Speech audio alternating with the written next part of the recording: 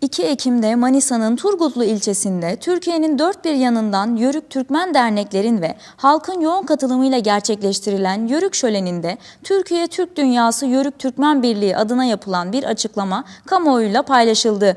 Türkiye Türk Dünyası Yörük Türkmen Birliği adına kamuoyu bildirisini okuyan Birliğin Genel Başkanı İrfan Tatlıoğlu, Türkiye'nin kanalı iddiasındaki Kanal D'de yayımlanan Arka Sokaklar dizisinde canlandırılan devlete baş kaldıran bir terör örgütü üyesi karakteri Yörük Albay olarak isimlendirilmiştir.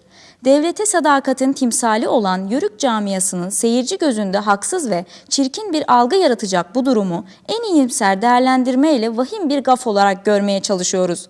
Ancak Kanal D yönetiminin derhal dizi içindeki bu karakteri çıkartarak kamuoyu nezdinde Yörük Türkmen camiasından özür dilemesi ve hatasını telafi etmesi beklentisi içerisindeyiz dedi.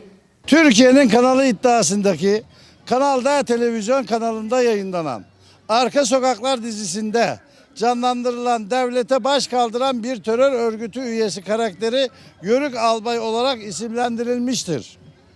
Devlete sadakatin timsali olan Yörük camiasının seyirci gözüyle haksız ve çirkin bir algı yaratacak bu durumu başlangıç aşamasında en iyimser değerlendirme ile vahim bir gaf olarak görmeye çalışıyoruz. Kanal D yönetiminin derhal dizi içindeki o karakteri çıkararak ve kamuoyu nezdinde Yörük Türkmen camiasından özür dileyerek hatasını telafi etmesi beklentimizdir.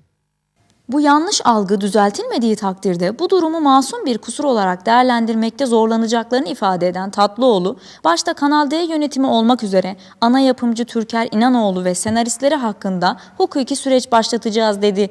Aksi halde bu ihmal ve umursamazlıkları masum kusur olarak değerlendirmekte zorlanacağımızı, başta Kanal D yönetimi olmak üzere ana yapımcı Türker İnanoğlu ve senaristleri hakkında hukuki süreç başlatacağımızı, sosyal iletişim kanallarında ve tüm medya alternatiflerinde konuyu sorumlularını eleştirmeye sürdüreceğimizi, sürekli ve düzenli olarak yapacağımız açıklamalarla konuyu daima gündemde tutacağımızı.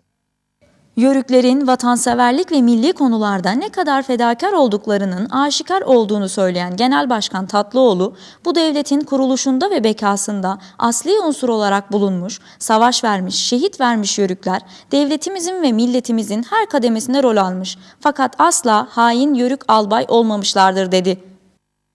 Yörüklerin vatanseverlik ve milli fedakarlık konusunda medya tüccarlığı yapan Kanal D'den çok daha ileri olduğu herkesin fark etmesini sağlayacağımızı, devletin yasal düzenlemelerle belirlediği sınırlar çerçevesinde tepkimizi ve uyarımızı ifade etmek üzere her türlü alternatife hayata geçireceğimizi, hatadan dönmediği sürece ilgilileri affetmeyeceğimizi beyan ve ikaz ederiz. Bu devletin kuruluşunda ve bekasında asli unsur olarak bulunmuş, savaş vermiş, şehit vermiş Yörükler, devletimizin ve milletimizin her kademesinde rol almış, çoban olmuş, köylü olmuş, işçi olmuş, memur olmuş, tüccar olmuş, öğretmen olmuş, polis olmuş, er olmuş, general olmuş, fakat asla Yörük albay olmamıştır hain olarak.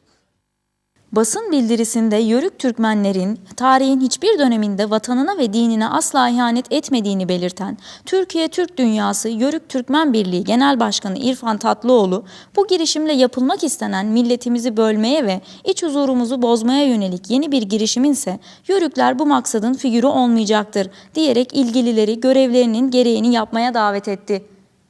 Tarihinin hiçbir döneminde vatanına, milletine, bayrağına, dinine ihanet etmemiştir.